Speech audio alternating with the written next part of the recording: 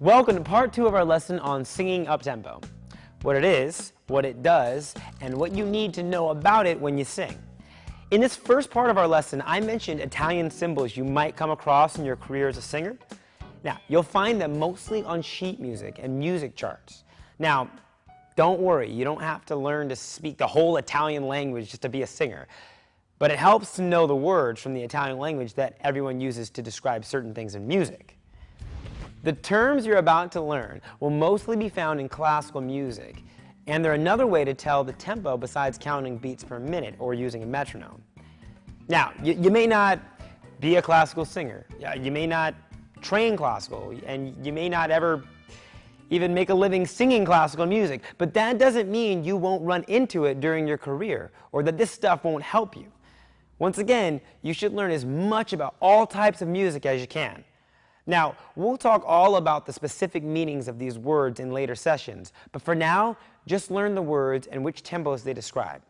Okay, so the terms for general tempo ranges in Italian are as follows. For slower tempos, the Italian terms are grave, largo, lento, and adagio. You might need to run back through those a few times and practice pronouncing them. I don't even know if I pronounce them right on, but I like to pretend I can speak Italian.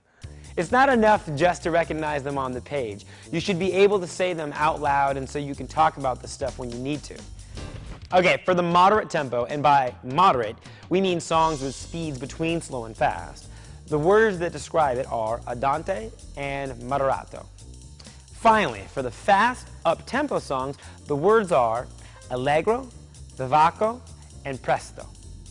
Now again, don't worry about what each one of them means by themselves. Just get yourself used to them and remember which general tempo they refer to. Now, let's talk about tempo through the whole song, from start to finish. Some pieces of music will keep the same tempo throughout the whole song. This is really common with pop and top 40 music. The really popular stuff you hear on the radio all the time. Now, this makes it easy to learn and sing along with songs. So start practicing your sense of tempo on that kind of music. Once you get really good at it, you can move on to harder pieces. Songs with more difficult tempos to master are the ones that change their tempo throughout the song. They may do that for dramatic effect, or to tell the story, or the song more intensely, or just to make it more interesting. There's a lot of different reasons. But the more the tempo changes, the harder it is to follow along, and the harder it is to sing, which is why you have to get really good sense of timing before you start practicing tempo changes in a single song. Now, if the tempo change in a song is slow and doesn't happen all at once, you may see the Italian markings RIT, that's in the sheet music, which stands for ritardando. That means slow down the tempo, slowly. You may also see the word accelerando, which is the opposite. It means to slowly speed up the tempo.